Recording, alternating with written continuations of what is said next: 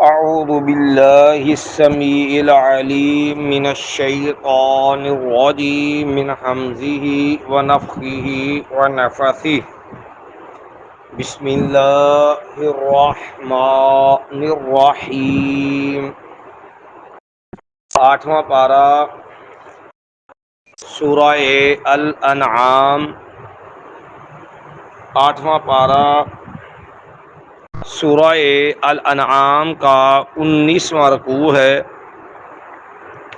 آٹھواں پارہ جو ہے اس کا یہ 6واں رکوع ہے، اور سورہ الانعام جو ہے اس کی آیت نمبر 151 ہے، 151 نمبر آیت ہے۔ اس سے قبل کل جو آیات ہم نے پڑھی ان میں یہ بات بیان ہوئی تھی کہ لوگ حلال و حرام میں اپنی من مرضی کر کے جس کو چاہا اور جس کے لیے چاہا اور جو چاہا حرام کر لی، جس کے لیے جو چاہا حلال قرار دے دیا، اللہ کہ یہ اللہ کا حق ہے۔ جب ان سے دلیل مانگو تو ان کے پاس کوئی دلیل نہیں، محض اندازے ٹیوے، حالانکہ حقیقی کامل دلیل اللہ کے پاس ہے۔ اور فرمایا کہ ایسے لوگوں کی من مرضی خواہشات آپ نے ان کی پیروی نہیں کر۔ پھر اللہ تعالیٰ نے اسلام کے بنیادی جو احکامات تھے وہ احکامات ان کا یہاں اللہ نے تفصیلاً ذکر کیا۔ یہ تقریباً 10 بنیادی احکام ہیں، جن میں سے پہلی چیز تھی کہ ہم تو بتاتے ہیں کہ حرام کی تفصیلات کیا، اور پھر اس کے بعد اللہ تعالیٰ نے حرام کی تفصیل سے قبل جو چیزیں پختہ حکم دے کے اللہ تعالیٰ نے بیان کی، جس کو تاکید کے ساتھ زور دے کے جن کو سمجھایا، ان میں سے پہلی چیز کل ہم نے پڑھی، اور اس میں سے پہلی چیز یہ تھی اللہ تشرکوا بہ شیئا، کہ بھئی دیکھو اللہ کے ساتھ کسی کو تم نے شریک نہیں بنا، کسی بھی چیز۔ اور شرک کیا ہوتا ہے؟ ذات میں، صفات میں، اختیار میں ہم نے کچھ اس کی وضاحت کی۔ آج دوسرا حکم ہے وَبِالْوَالِدَيْنِ احسانا، اور والدین کے ساتھ اچھا برتاؤ کرو، اچھا سلوک کرو۔ قرآن مجید کا یہ اسلوب انداز ہے، جہاں اللہ تعالیٰ نے اپنی بندگی عبادت کا حکم دیا، وہیں پر ساتھ اللہ نے ماں باپ کے ساتھ اچھا سلوک اور برتاؤ کا حکم دیا۔ جہاں اللہ تعالیٰ نے اپنے ساتھ شرک بغاوت سے منع کیا، وہیں اللہ تعالیٰ نے انسان کو والدین کی نافرمانی سے بھی منع کیا۔ انسان کا حقیقی خالق تو اللہ ہے۔ دنیا کے اندر انسان کی پرورش، انسان کی جو زندگی کے اندر اس کا ظاہری سہارا اس کا ماں باپ ہے۔ اس بنیاد پہ اللہ نے اس کو خاص اہمیت دے کے یہ سمجھایا۔ اور والدین کا اچھا سلوک برتاؤ کیا ہے، اس کے کچھ پہلو خود قرآن نے بیان کیے، جس میں سے پہلا ایک پہلو یہ ہے کہ والدین کے ساتھ انداز گفتگو احترام ادب والا ہونا چاہیے، کیونکہ جو انداز گفتگو ہے یہ بھی انسان کے دماغ کا عکاس ہوتا ہے کہ اس آدمی کا ماں باپ کے ساتھ رویہ انداز کیا ہو۔ جیسے میں وَقَضَىٰ رَبُّكَ، تیرے رب کا یہ فیصلہ ہے، اللہ تعبدوا الا ایاہ، تم نے صرف اسی ایک اللہ کی بات کرنی۔ وَبِالْوَالِدَيْنِ احسانا، اور وہاں بھی اللہ نے حکم دیا کہ ماں باپ کے ساتھ اچھا برتاؤ، اچھا سلوک کرو۔ اور وہ اچھا سلوک کیا ہے؟ میں خاص کر جب تم جوانی میں آ گئے اور ماں باپ بڑھاپے میں جا چلے گئے، مَا إِمَّا يَبْلُغَنَّ عِندَكَ الْكِبَرَ أَحَدُهُمَا أَوْ كِلَاهُمَا، اگر ان میں سے کوئی ایک یا وہ دونوں اگر وہ بڑھاپے کو پہنچ جائیں، فلا تقل لهما اف، تم نے ان کے کسی بات رویے پر افسوس کے کلمہ جو ہوتا ہے نا، تکلیف کے اظہار والا، وہ بھی نہیں کرنا، اوف بھی نہیں کرنا۔ دوسرا ادب کا پہلو کہ ان سے بدتمیزی کی اجازت نہیں، ولا تنہرہما، ان کے ساتھ بدتمیزی کی اجازت نہیں، ڈانٹنا نہیں ہے۔ تیسرا حکم تو انداز گفتگو جو ہے وہ احترام والا چاہیے، وَقُلْ لَهُمَا قَوْلًا كَرِيمًا، اور ان سے بات کرنی ہے تو عزت والے انداز سے بات کرنی۔ یہ تین چیزیں اللہ نے ایک جگہ پر سمجھائی، اور حتیٰ کہ فرمایا کافر بھی ہو نا، فرمایا وَإِن جَاهَدَاكَ عَلَىٰ أَن تُشْرِكَ بِي، مسلمان نہیں ہے ماں باپ، کافر بھی ہو، تب بھی تمہیں حق نہیں ہے کہ تم ماں باپ سے بدتمیزی کر جاؤ۔ مایا وَإِن جَاهَدَاكَ عَلَىٰ أَن تُشْرِكَ بِي، اگر وہ تمہیں اس بات پہ ابھارے کہ تم میرے ساتھ کسی کو شریک بنا، فَلَا تُطِعْهُمَا، میرے اس مقابلے میں ماں باپ کی بات نہیں مانی جانی، کیونکہ اللہ خالق ہے، بندہ مخلوق۔ مایا لیکن یاد رکھو وَصَاحِبْهُمَا فِي الدُّنْيَا مَعْرُوفًا، بہرحال والدین ہیں وہ، یاد رکھنا والدین ہونے کے ناطے ان کے ساتھ اچھا برتاؤ، اچھا سلوک تم پہ فرض ہے۔ پھر اس معاملے کے اندر اللہ نے وجہ بھی بیان کی کیوں ماں باپ کا احترام کرنا۔ اللہ تعالی نے فرمایا کہ وَوَصَّيْنَا الْإِنسَانَ بِوَالِدَيْهِ إِحْسَانًا، ہم نے انسان کو بڑا زور دے کے یہ بات سمجھائی ہے کہ ماں باپ سے اچھا برتاؤ کر۔ مَا حَمَلَتْهُ أُمُّهُ وَهْنًا وَوَضَعَتْهُ وَحَمَلَتْهُ وَهْنًا عَلَىٰ وَهْنٍ، مایا کہ اس کو اس کی ماں نے اٹھایا ہے کمزوری در کمزوری،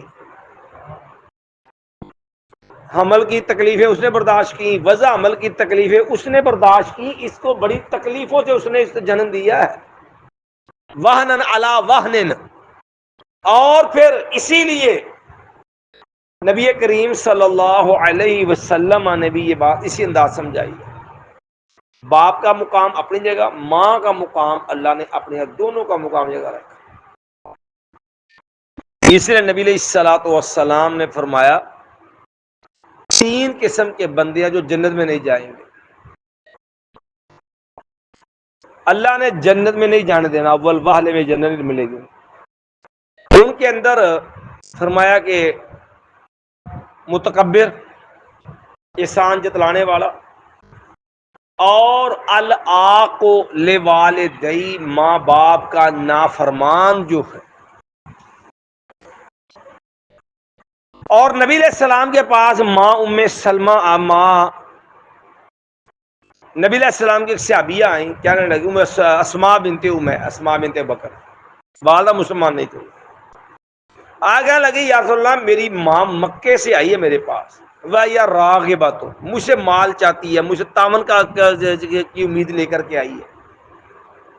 تو کہنے لگی یا رسول اللہ وہ اس مسلمان نہیں ہے، کیا حکم ہے، اجازت دے تو ماں باپ ماں کو روک لیتے، انہیں تو نہیں۔ تو نبی علیہ السلام نے کافر ماں کے بارے میں بھی کہا سلی امہ کے، فرمایا اسماء اپنی ماں سے اچھا برتاؤ کا۔ بلکہ باپ کی باری آئی نا تو نبی علیہ السلام نے یہاں تک فرمایا کہ ان الوالد اوسط باب من ابواب الجنہ، والد جو ہوتا ہے نا اللہ نے اس کو جنت کا سب سے عمدہ دروازہ بنایا ہے۔ دروازے بند تو گزر کے جنت میں جانا نا، تو فرمایا جنت کا وہ دروازہ جو ہے نا وہ باپ ہے۔ آپ میں اب انسان تیری مرضی ہے، ان شئت فاحفظھا وان شئت فزیھا، اب چاہتا ہے تو اس کی حفاظت کر لے تاکہ تیرے جنت میں جانے کا راستہ رہے، چاہتا ہے تو ضائع کر لے، یہ تیری مرضی ہے کہ تو نے یہ دروازہ بچانا ہے کہ نہیں۔ اور ایک اور بھی معاملہ انسان کے لیے اس کا فائدہ بھی بیان کیا اللہ نے کہ جب تم ماں باپ سے احسان کرو گے نا تو تمہارے لیے فائدہ دیکھو کتنے ہیں۔ باپ کی دعا کا اللہ نے گارنٹی دی ہے کہ باپ کی دعا کبھی رد ہی نہیں ہوتی۔ نبی علیہ السلام 3 قسم کے لوگ ہیں، اللہ ان کی دعا رد نہیں کرتا۔ گویا مظلوم بندہ اللہ اس کی دعا رد نہیں کرتا۔ نمبر 2، مسافر بندہ اللہ مسافر کی دعا حالت سفر میں ہوتا ہے نا، تو مسافر کی دعا اللہ ضائع نہیں جانے دیتا۔ تیسرا فرد ہوتا ہے باپ۔ نبی علیہ السلام میں باپ کی دعا اولاد کے حق میں اللہ ضائع نہیں جانے دیتا، رد نہیں جانے دیتا۔ یہاں یہ بات ایک سمجھنے والی ہے، کسے مولوی پیر تے بزرگ دی دعا دی قبولیت دی اللہ نے گارنٹی نہیں دیتی کہ وہ دعا اللہ قبول کرے گا کہ نہیں کرے گا۔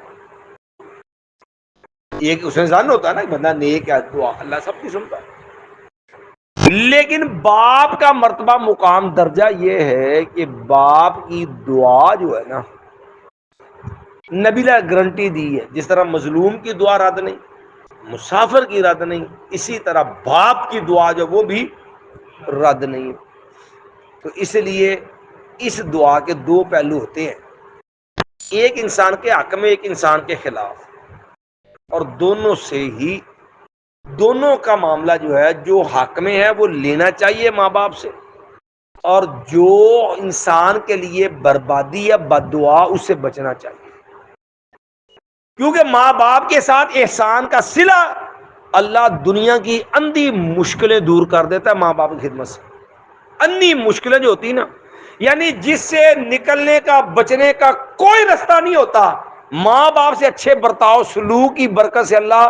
اس سے بھی نکلنے کا رستہ پیدا کرتا ہے مشکلوں سے۔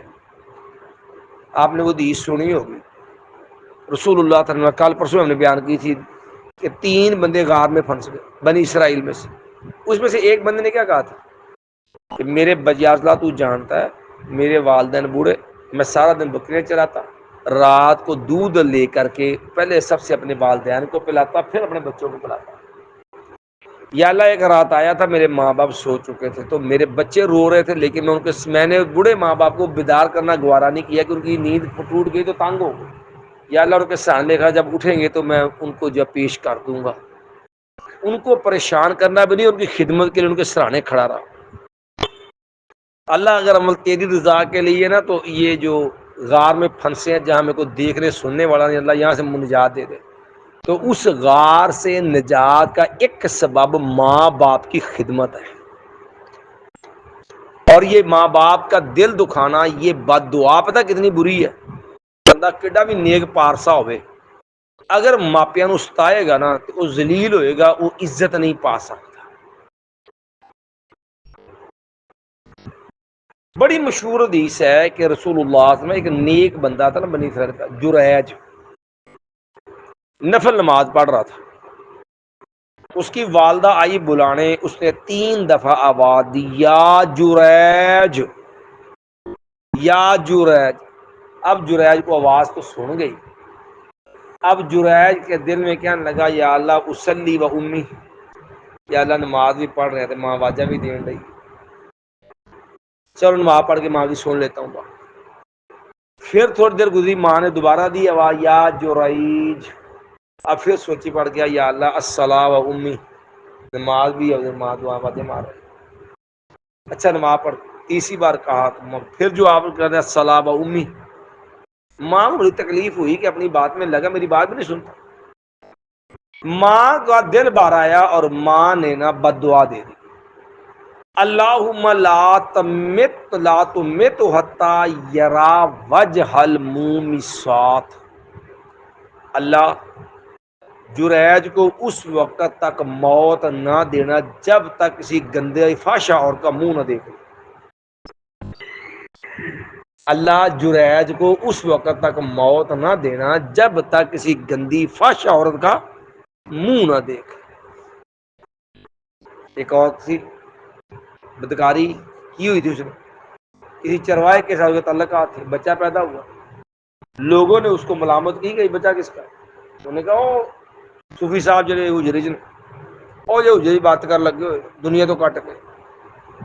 گناہ تو گناہ ہی ہوتا ہے، لیکن فطرت ہے کہ کالی ایک ہے سفید چادر، سفید چادر میں چھوٹا جب نقطہ لگا ہونا بڑی دور سے نمایاں نظر آتا ہے۔ تے کالی چادر تے پوری بالٹی بھی شاید ہی ڈول دیو تے پتہ نہیں لگنا بھی وہ کوئی نشان ہے ایسا ہے کہ نہیں۔ دیندار آدمی سفید چادر کی مانند ہوتا ہے، اس پہ معمولی سا نقطہ بھی بڑا نمایاں نظر آتا ہے۔ کیوں؟ لوگوں کا ایک ذہن ہوتا ہے کہ یہ بندہ نیک ہے، یہ برائی نہیں کرے گا، یار یہ سمجھتا ہے کہ گناہ جو ہے اللہ کی نافرمانی بری چیز ہے۔ تو جب وہ ایسا بندے سے گناہ کا ارتکاب ہوتا ہے تو نسبتاً لوگوں کا غصہ شدید ہوتا ہے عام بندے کے مقابلے۔ لوگوں نے مارا، پھر ماوت کھانا بھی کرا دیا، کیا ہوا کی وجہ دسو؟ انہوں نے کیا وجہ وہی سامنے، آپ پوچھ لو کی وجہ ہے۔ وہ بچہ سامنے لایا گیا، تیرے بجا تو بڑا نیک بنا اور یہ کیا کام کیا تو نے؟ اس نے وضو کیا، بچے سے مخاطب ہوا، یہ بتا تیرا باپ کون؟ نبی لگا 3 بچوں نے کلام کیے بچپن۔ ایک بندے بچہ اور تھا جس کی ماں نے ایک برے کمزور غریب کو دیکھا تھا، یا اللہ میرا بچہ ایسا نہ بنا، تو انہوں نے کہا یا اللہ میں نے ادھر نہ بنائی۔ امیر نہیں گیا تو ماں نے کہا میرا یا اللہ پوتا ادھر نہ بنا دے، انہوں نے کہا یا اللہ میں نے حجرہ بنائی۔ وہ متکبر تھا، وہ عورت جو تھی جس کو مارا جا رہا مظلوم، وہ بھاگتے تھے۔ آپ نے کہا عیسیٰ علیہ السلام نے کلام کیا۔ تیسرا جریج، جس بچے کو جریج نے کہا تھا کہ تیرا باپ کون ہے، اس نے بتایا کہ میرا باپ فلاں چرواہا ہے۔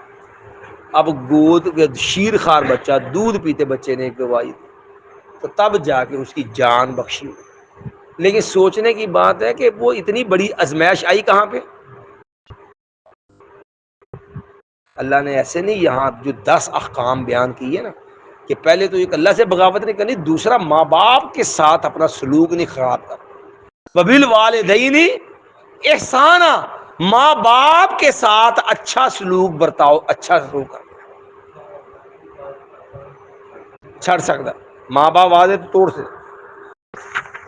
وَلَا تَقْتُلُوا أَوْلَادَكُمْ مِنْ إِمْلَاقٍ،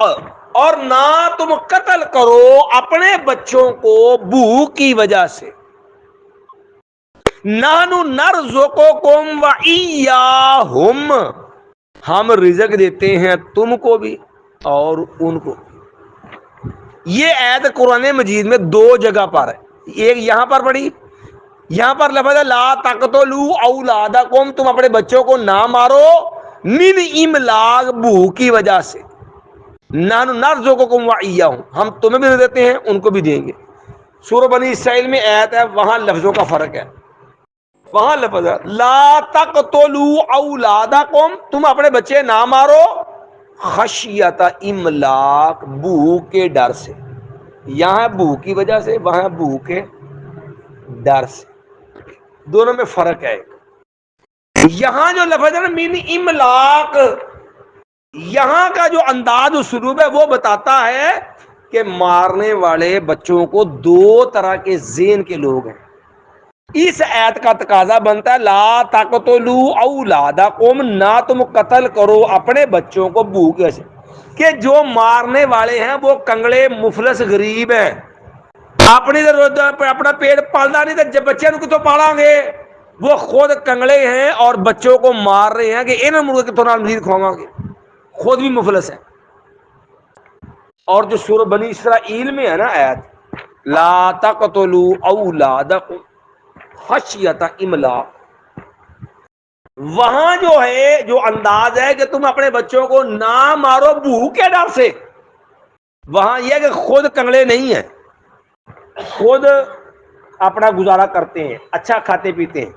لیکن بچوں کے معاملے میں ڈرتے ہیں کہ اگر بچے پیدا ہوئے تو ان کو کہاں سے کھلائیں گے، ان کے رزق کا ہمارے پاس انتظام نہیں ہے، اگر یہ پیدا ہو گئے تو ان کا انتظام بندوبست کہاں سے کریں گے؟ اس لیے اللہ نے وہاں پر اگلے لفظ ہی بدل دیے، یہاں لفظ پہلے کہ ہم تمہیں بھی دیتے ہیں ان کو بھی دیں گے، اور تسی کنگلے ہو تہاڈی والا ضرورتیں پوری کر دے، جمو گے اور نہیں پوریاں کر دے گا۔ وہاں اللہ نے لفظ پہلے رکھا نحن نرزقکم،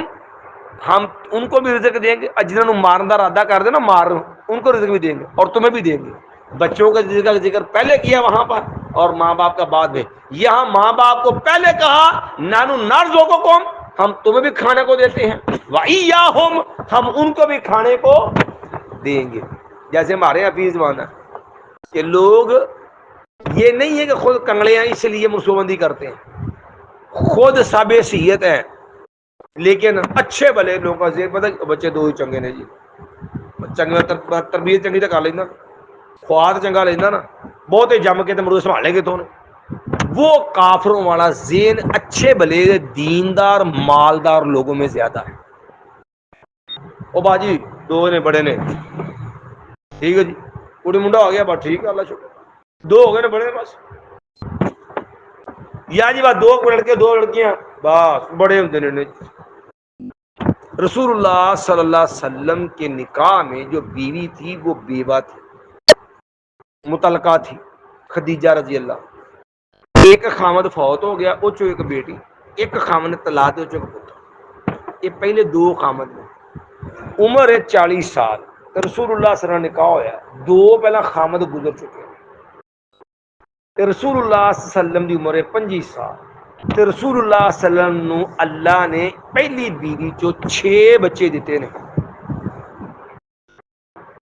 رسول اللہ صلی اللہ علیہ وسلم نو اللہ نے بیوہ تے مطلقہ بیوی دو خامد سے پہلا گزر چکے اور دو جگہ بچہ ہویا ہے، 6 بچے بیوہ بیوی چو دیتے ہیں، پہلی بیوی چو، عمر دی بھی زیادہ ہے پھر بھی 6 بچے دیتے ہیں،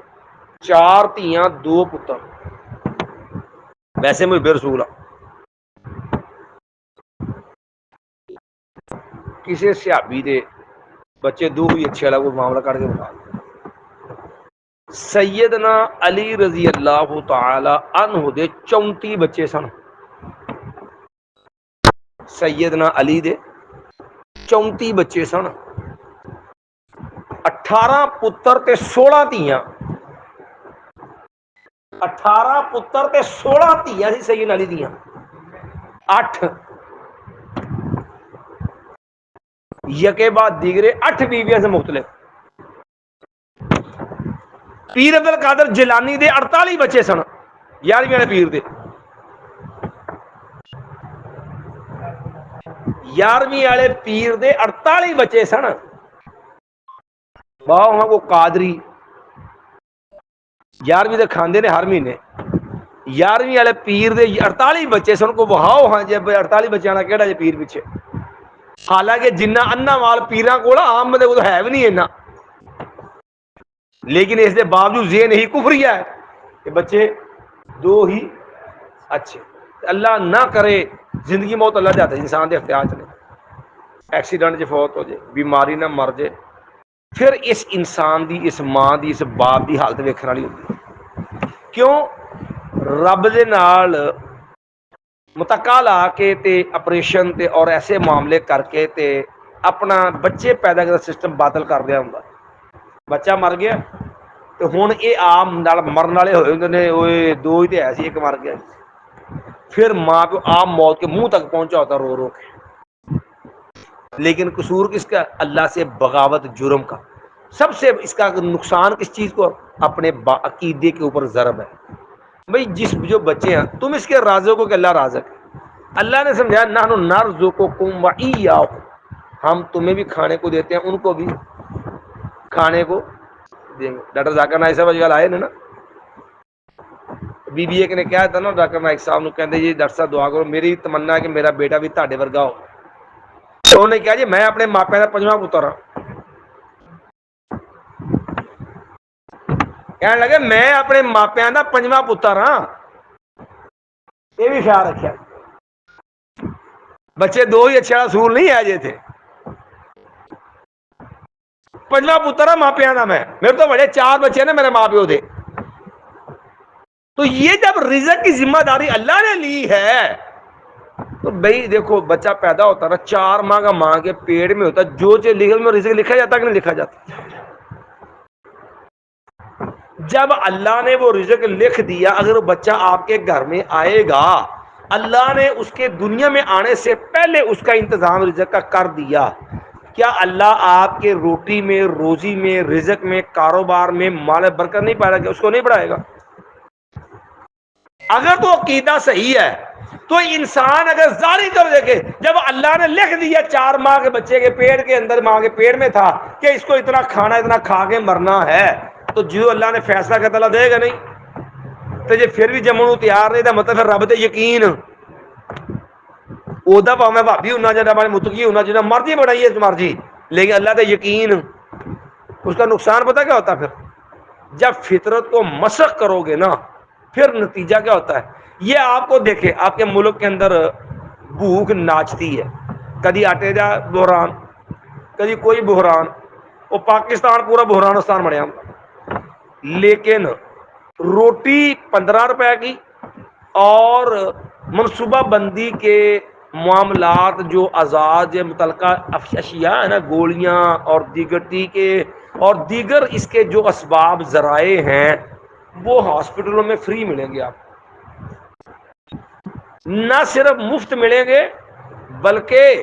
آپ اگر کسی بندے کا آپریشن کرانے کے لیے ڈاکٹر کے پاس لے کے جائیں آپ کو جیب سے پیسے دیے جائیں گے کہ آپ نے ایک مسلمان کی نسل کا خاتمہ کروایا آپ اتنے ہزار کے مستحق مرد کو جو ہے اگر بانج کراؤ اس کو جو ہے وہ بچے پیدا کرنے سے محروم کر دو اس کے زیادہ پیسے ملیں گے عورت کی اگر جو ہے وہ نسب ماں بچے کی پیدائش کی بندش کرواؤ گے اس کے پیسے مرد کی نسبت کم ہوں گے پیسے گورنمنٹ ہاتھوں سے دیتی ہے آگے یہ منصوبہ بندی کے معاملے میں کیوں یہ فطرت ہے اللہ نے ہر انسان میں جس طرح آپ کھانا دو روٹی کھاتے ہیں نا تو انسان کے جسم میں جہاں دیگر قوت توانائیاں ہیں نا انسان کے خاص جذبات بھی ہیں اب بچے تو اور پیدا کو نہیں کرنے اب وہ جو اللہ نے طبی فطری انسان کے اندر ایک کشش رکھی ہے مرد اور عورت کا باہمی میلان رکھا ہے اب وہ کہاں پورا ہوگا نتیجہ کیا ہوگا معاشرے کے حالات پہلے اس قسم کے ہیں اللہ معاف کرے کہ وہ ہندوانہ ذہن ہے کہ دوسری شادی والا بندہ منہ مارا جاتا ہے وہ برداشت ہی نہیں ہوتا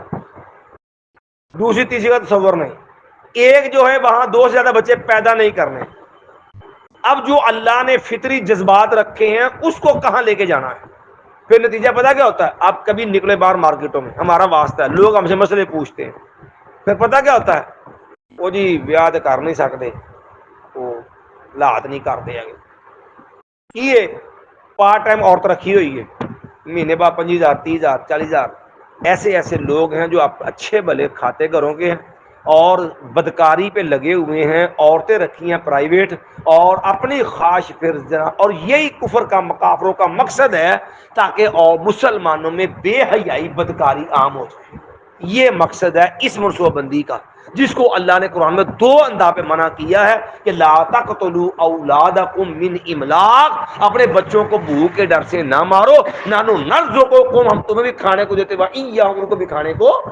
دیتے ہیں ایک بار پھر ترجمہ